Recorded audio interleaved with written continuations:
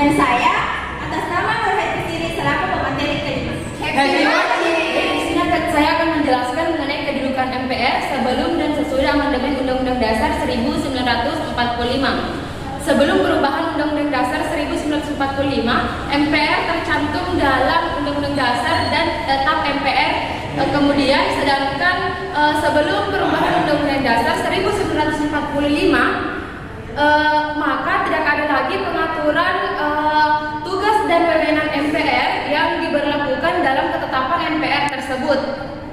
Kemudian berjalan 1 tahun, disahkanlah Undang-Undang Dasar tentang tugas, tentang susunan dan kedudukan MPR, DPD, DPR dan DPRD, yang kemudian baru dijelaskan mengenai tugas dan wewenang MPR itu sendiri.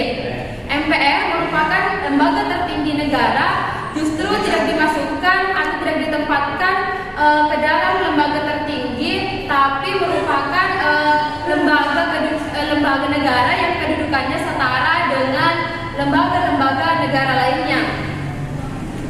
MPR tidak lagi merupakan pelaku penting dalam kedaulatan rakyat. Kemudian, sebelum amandemen Undang-Undang Dasar 1945, MPR memiliki 2 fungsi, yaitu fungsi legislatif dan fungsi non-legislatif. Fungsi legislatif di sini yaitu fungsi yang lahir dari kekuasaan untuk menetapkan Undang-Undang Dasar, kemudian untuk mengubah Undang-Undang Dasar, serta kekuasaan untuk menetapkan garis-garis besar haluan negara.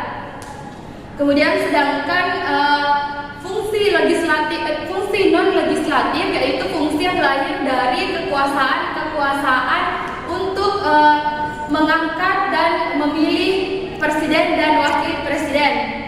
Selanjutnya saya akan menjelaskan mengenai kedudukan MPR setelah amandemen Undang-Undang Dasar 1945.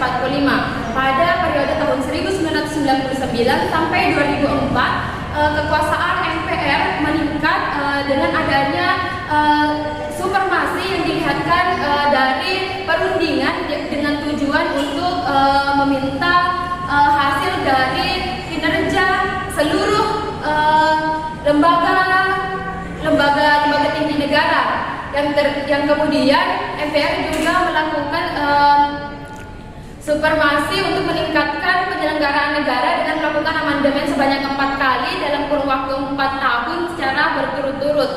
Itulah yang dapat saya sampaikan, kemudian akan dilanjutkan oleh rekan saya. Baik, di sini saya akan menjelaskan materi kedua tentang kedudukan DPR sebelum dan sesudah amandemen Undang-Undang Dasar 1945.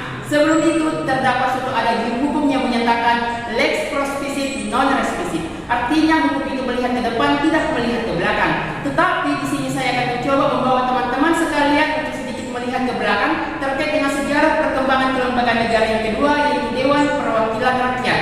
Nah, materi pertama tentang bagaimana kedudukan Dewan Perwakilan Rakyat sebelum amandemen Undang-Undang Dasar 1945. Pada dasarnya kedudukan DPR sebelum Undang-Undang Dasar 1945 itu mempunyai kekuatan yang sangat besar. Mengapa dikatakan demikian? Ada 2 hal. Yang pertama, DPR tidak dapat dibubarkan oleh Presiden sebagaimana yang tercantum di dalam pasal 7C yang menyatakan bahwa Presiden tidak dapat membubarkan dan tidak dapat membubarkan DPR itu sendiri. Alasan yang kedua, di mana kedudukan atau keanggotaan dari DPR itu merangkap jabatan menjadi keanggotaan MPR, sebagaimana yang kita ketahui bahwa sebelum amandemen Undang-Undang Dasar 1945, keanggotaan MPR itu terdiri atas 3, yaitu wakil-wakil rakyat yang terpilih dalam DPR, utusan golongan dan utusan daerah. Oleh sebab itu, maka DPR pada saat itu dapat mengintervensi segala kebijakan yang dibawa oleh pemerintah. Apabila kebijakan pemerintah tersebut bertentangan dengan undang-undang dan DPR, maka DPR berhak untuk mengundang MPR dalam mengadakan sidang istimewa. Oke, kita beralih kepada materi kedua tentang bagaimana kedudukan DPR sesudah amandemen Undang-Undang Dasar 1945. Kita sedikit flashback terkait lembaga negara yang pertama tadi tentang MPR, di mana pada saat itu MPR sudah tidak ditempatkan lagi pada posisi yang tertinggi dalam menjalankan kedaulatan rakyat, di mana MPR pada saat itu telah memegang fungsi sebagai kelembagaan negara yang sederajat sehingga menimbulkan suatu mekanisme yang kita kenal sebagai prinsip check and balance.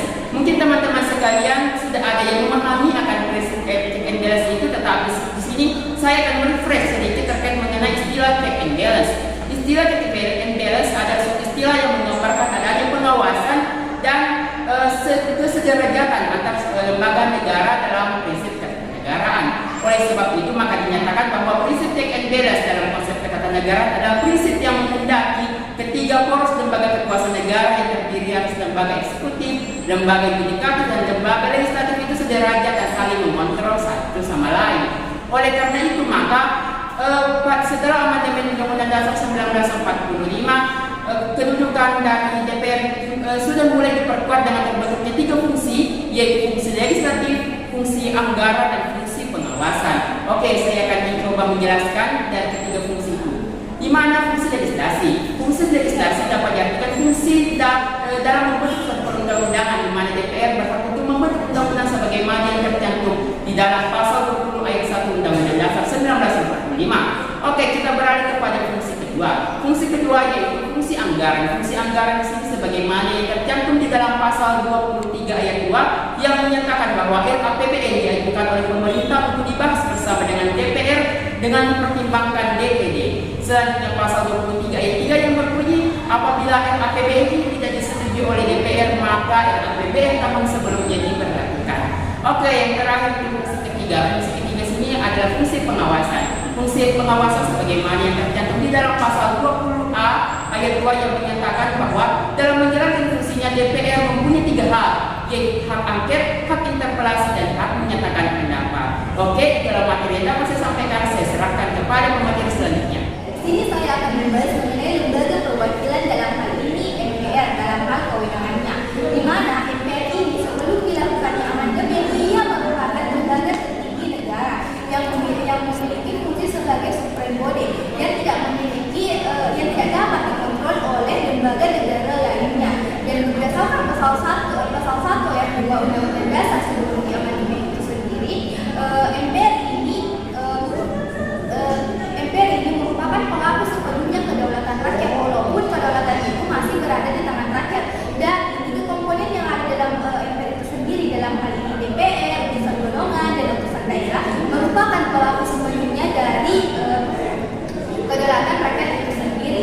Berdasarkan hal itu, kewenangan MPR itu sebelum dilakukannya amandemen sangatlah luas, di mana MPR di sini sebelum amandemen yang pertama berdasarkan pasal 1, pasal 3, di situ dijelaskan bahwa MPR itu memiliki kewenangan untuk menetapkan undang-undang dasar dan garis-garis besar daripada haluan negara itu sendiri. Selain itu, pada pasal 6 ayat 2 itu sendiri dijelaskan bahwa MPR itu memiliki kewenangan untuk memilih dan untuk mengangkat dan memberhentikan presiden dan wakil presiden itu sendiri. Dan yang terakhir, yang ketiga, yaitu berdasarkan pasal 37 Undang-Undang Dasar, MPR itu memiliki kewenangan yang cukup besar. Kenapa demikian? Karena ia dalam mengubah dan menetapkan keputusan mengenai perubahan undang-undang itu sendiri harus berdasarkan 2/3 dari suara anggota MPR yang hadir pada sidang dalam proses perubahan dan penetapan undang-undang itu sendiri. Selanjutnya, berkenaan dengan hal itu, untuk memperbaiki tatanan negara Indonesia dan lebih mencantumkan negara yang demokratis, dilakukanlah amandemen Undang-Undang Dasar 1945, di mana setelah dilakukannya amandemen ini, kewenangan MPR itu tidak seluas dan sebesar sebelum dilakukannya perubahan, di mana dia setelah dilakukannya amandemen, MPR tidak memiliki kewenangan untuk menetapkan garis-garis besar haluan negara. Dan berdasarkan perubahan pada pasal 2 khususnya ayat 1 Undang-Undang Dasar 1945, pelaksana kedaulatan rakyat itu kembali dilakukan oleh rakyat, di mana lebih disebutkan negara yang demokratis. Mengapa demikian?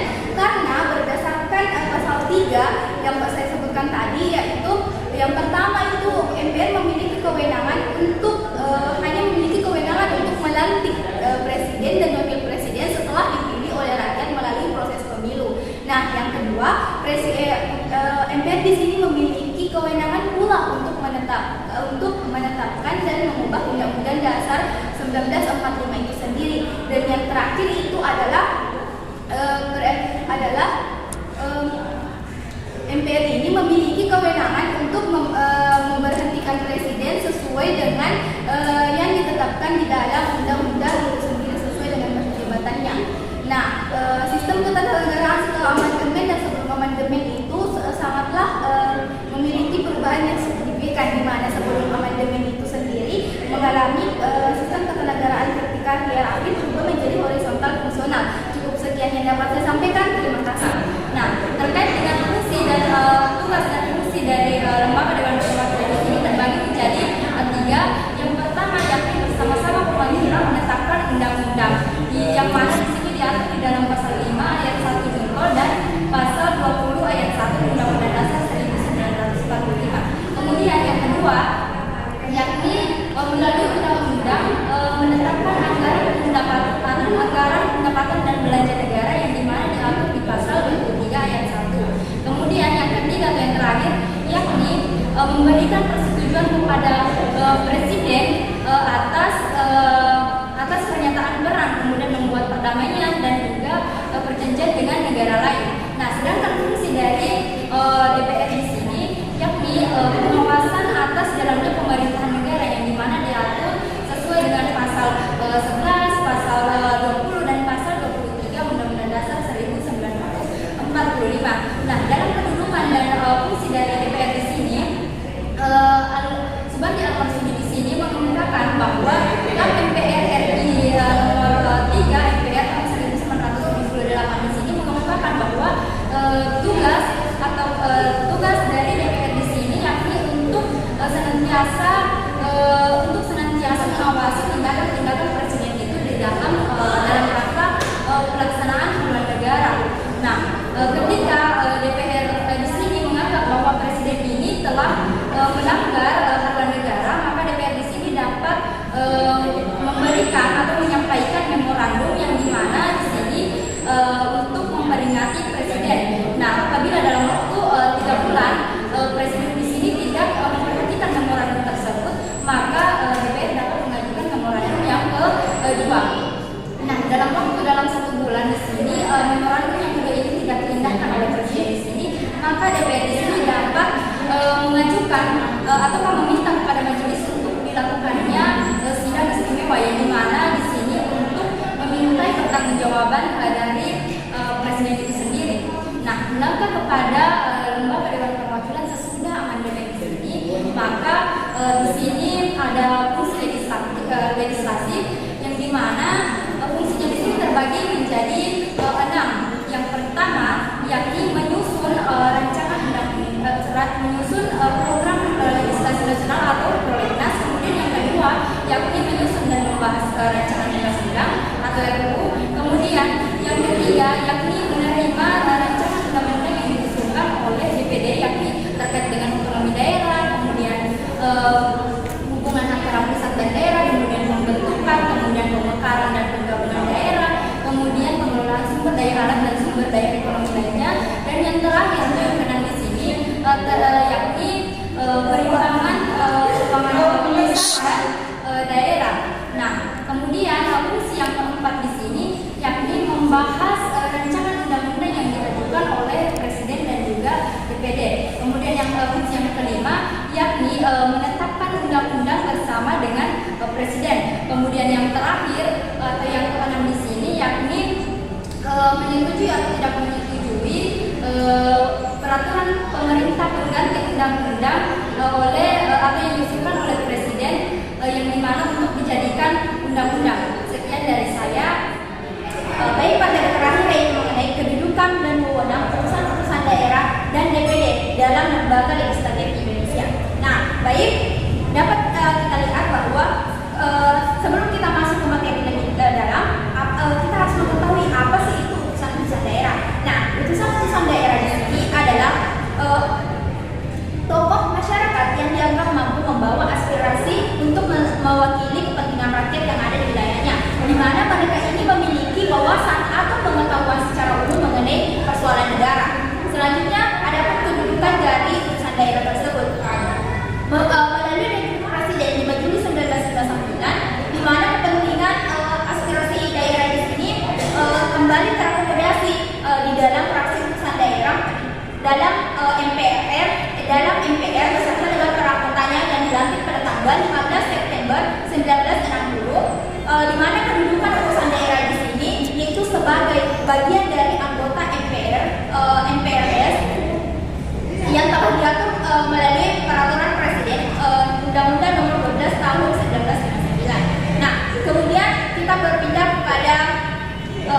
wewenang atau tugas dari utusan daerah itu sendiri. Nah, tugas dari utusan daerah di sini yaitu pada masa Insinyur Soekarno dan Soeharto, utusan daerah di sini tidak terlalu banyak memegang peranan penting. Mengapa? Karena pencalonannya ini dicalonkan oleh DPRD setempat, sehingga lebih didominasi oleh pejabat yang pejabat setempat atau yang bersangkutan, serta dipilih oleh presiden, sehingga membuat utusan daerah atau MPR secara keseluruhan ini sebagai rubber stamp parlemen, yang artinya stempel karet, di mana mereka memiliki kekuasaan secara de facto, tetapi hanya untuk melegalisir atau menyetujui segala keputusan dari presiden itu sendiri. Nah, selanjutnya yaitu mengenai DPD. Adapun kewenangan dari DPD di sini yaitu pada setelah amandemen UUD 1945, DPD di sini berbeda dengan fraksi utusan daerah. Mengapa? Karena DPD dipilih langsung oleh rakyat, sehingga lebih dianggap mampu untuk bersifat independen atau demokratis dalam mewakili aspirasi daerah. Selanjutnya yang terakhir yaitu mengenai kewenangan atau tugas dari DPD itu sendiri. Nah, berdasarkan lembaga konstitusional mengenai DPD, ada 3 fungsi utama DPD itu sendiri. Yang pertama yaitu fungsi legislasi, di mana DPD di sini dapat mengajukan rancangan undang-undang kepada DPR, baik itu mengenai rancangan undang-undang kedua, serta mengenai otonomi daerah, hubungan antara pemerintah pusat dengan pemerintah daerah, baik itu mengenai tentang perekonomian serta perimbangan lainnya. Kemudian yang kedua yaitu fungsi representasi atau perimbangan, artinya DPD di sini bisa memberikan pertimbangan kepada DPR mengenai APBN, mengenai RUU APBN, baik itu mengenai pajak, pendidikan dan agama, serta hal-hal yang lainnya, di mana DPD di sini juga bisa memberikan pertimbangan kepada DPR mengenai pemilihan anggota BPK. Selanjutnya materi terakhir yaitu mengenai yang terakhir yaitu fungsi pengawasan atau kontrol, di mana di sini DPD itu bisa melakukan pengawasan terhadap pelaksanaan undang-undang di bidang tertentu, seperti halnya dalam otonomi daerah dan lain sebagainya, seperti yang telah saya sebutkan sebelumnya. Kemudian hasil pengawasan tersebut akan diberikan kepada DPR untuk dijadikan bahan agar dapat ditindaklanjuti. Kemudian yang terakhir, di mana DPD juga di sini menerima hasil keuangan negara